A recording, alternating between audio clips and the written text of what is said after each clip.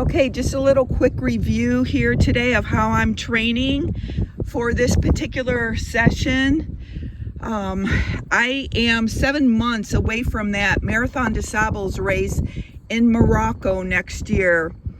So I am trying to simulate a little bit of something in each session that replicates what we will be going through in that race.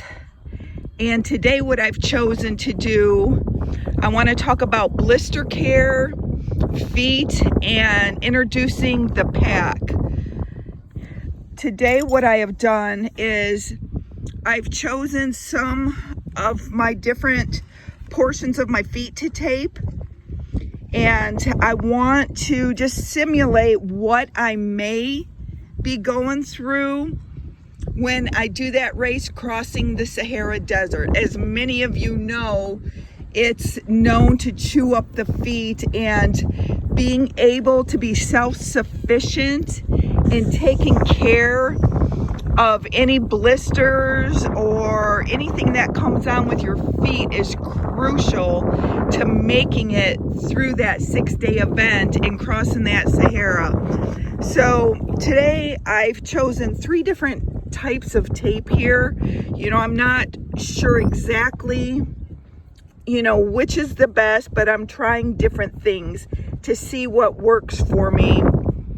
And what I'm looking for is the tension on the tape, where my creases are, how it fits, does it rub, is it comfortable, different things like that. How I am taping, I did do some YouTube, Google searches and tried to educate myself a bit on that, and I'm implementing it today. So I've just chosen a few different toes, my heels, and then I've also applied my 2-time Shield blister care, which works really well. I've used that without the taping a couple times already in training, and it's really a good product and I like it.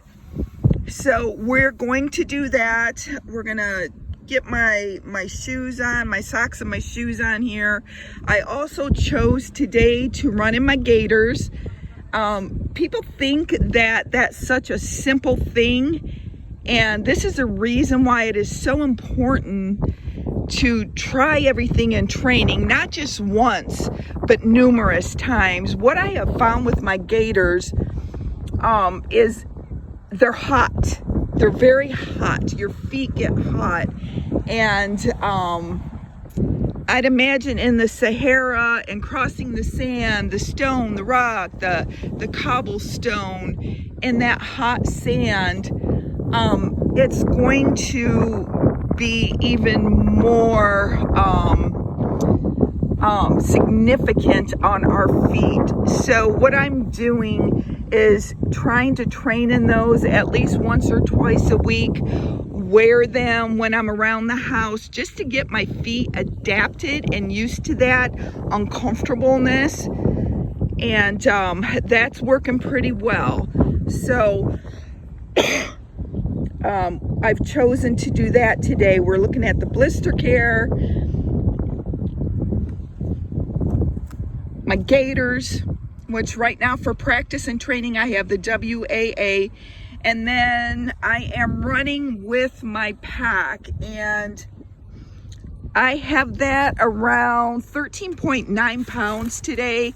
I've loaded it with different household items that I found just laying around. I have some wrist weights in there, ankle weights, some food packages, and then today I also chose to just put a camping pillow I had around the house.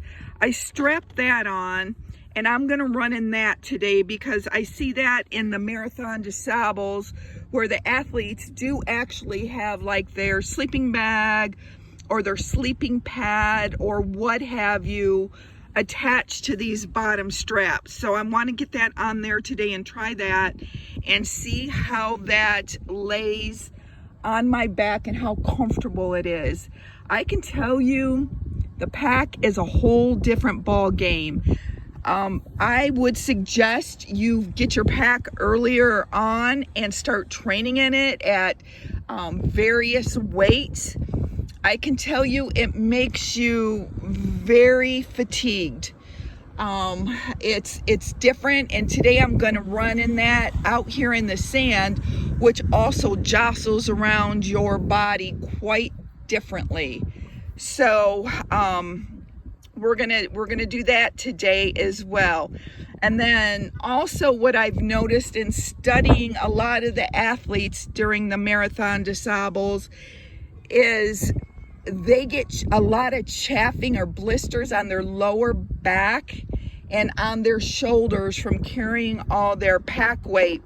So today I have taped my shoulders with this KT tape, which works really well. I'm going to try that today on my shoulders, and I've also put a couple of strips on my lower back, and we'll put that pack on that and see how I do and what's comfortable. And then also I bought this luggage scale on Amazon, and it works really well. We're using this, and every time I wear my pack, I'm measuring my weight to see where I am, how it feels, how I'm training in it, knowing, before that event, I'm going to have to add additional weight to be at full capacity when I start that race. So we're just, my coach, Elizabeth Barnes, has me, working at a certain specific weight, and we're increasing slowly and building our adaptation, our strength, our comfort levels in that. So that's what we're working on today as well. So being 7 months out from that race, by now, what I have gotten in place is my pack that I ordered online from marathondesables.com, and I absolutely love it. Super comfortable, super comfortable. Lots of room, nice pockets. It fits well. It's working well in training, so I'm going to be using that during the race. So I've got my pack in place. I've been training with the weights. I found a cobbler in Toledo, Ohio. I'm up here in Northwest Ohio, United States. So by now I had my cobbler sew my Velcro on my training shoes. I took 2 pairs of training shoes in there just to get comfortable and see what it's like running, with the Velcro, the gaiters, the pack, and see how comfortable that is. So we have that in place. Today we're working on the blister care.